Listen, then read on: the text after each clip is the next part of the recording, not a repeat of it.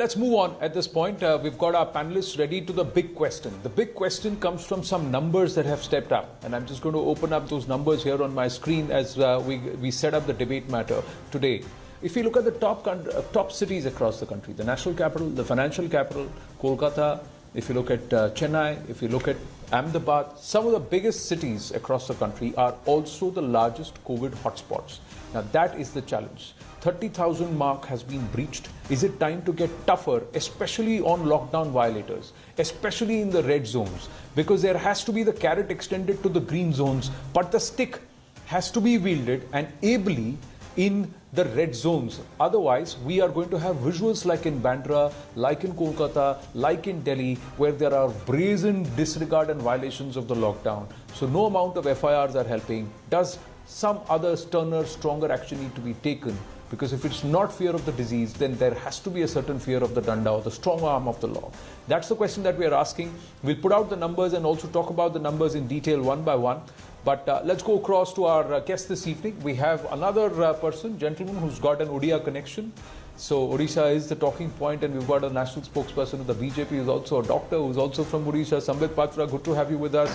Arvind Mediratta, Managing Director and CEO, Metro Cash and Carry India Private Limited, with us this evening. Dr. R. Sajid Kumar, Professor, HOD Department of Infectious Diseases, Government Medical College, Kottayam, Kerala, with us. And Mr. Yashovardhan Azad, former IPS officer, also with us. Always a pleasure to interact with all of you gentlemen. And Mr. Mediratta. Mediratta is joining us perhaps after a while here at on the right stand. Let me start with Mr. Mediratta. Good evening. I'm going to ask you, what is perhaps the biggest challenge, and do you agree with this aspect that the red zones need to be tighter and the clampdown needs to be tighter, whereas the green zones need some space and need to be given space to breathe? Yes, I completely agree with that. I'd like to start by saying the government has done a tremendous job ensuring that the spread of the pandemic in India is under control. We have been now almost through 40 days or 35 days of the pandemic. The economy cannot be in lockdown mode forever. So the government has to open up the economy in phases, and it should start with the green zones and also with the orange zones. And yes, the restrictions should continue in the red zone because the pandemic is highly infectious, the virus is highly infectious, and it spreads very quickly. But I also want to highlight that while in phase one, the government has again done a great job partnering with the industry to make sure the availability of essential food and grocery has been sufficient and most of the people have been able to get access to these products. Now it's time for us to also open up the economy for what we call non-essentials. Because it is not possible for any company, whether it's big or small, to survive with zero revenues for almost a 40 or 60-day period. And if this doesn't happen, you could see massive cost cutting by the companies, and it could lead to job cuts, layoffs, which will be very bad and disastrous from economic standpoint. We're also hoping that the government will come out with the second phase of the relief package.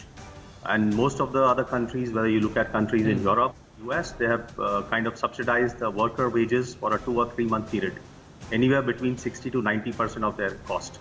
So the industry is still waiting for a second stimulus package from the government. And if it comes out, it will be really welcome.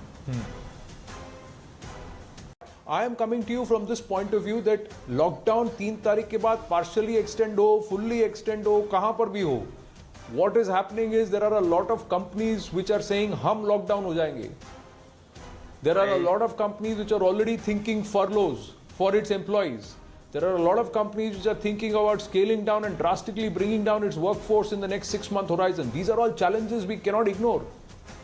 I completely agree with that. To my mind, lockdown is not a permanent solution to controlling the pandemic.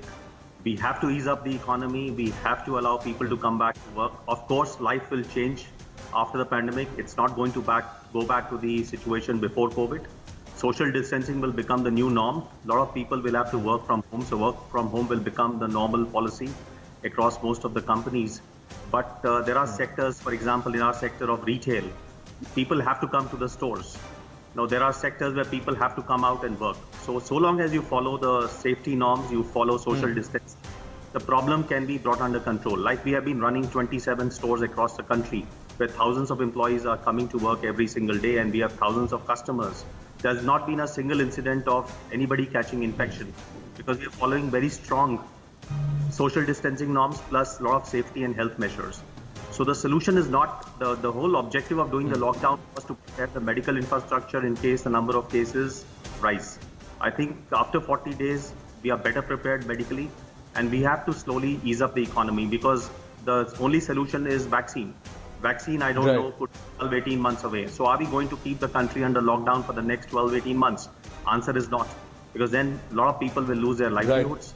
There are a lot of small businesses. There are 3.5, 4 crore small shopkeepers. There are crores of SMEs. They can sell for two months, maybe 3 months without on their savings, but they need to get back to work. So I think this has to be taken into account, and government has to make social distancing is followed. Companies follow all the safety measures.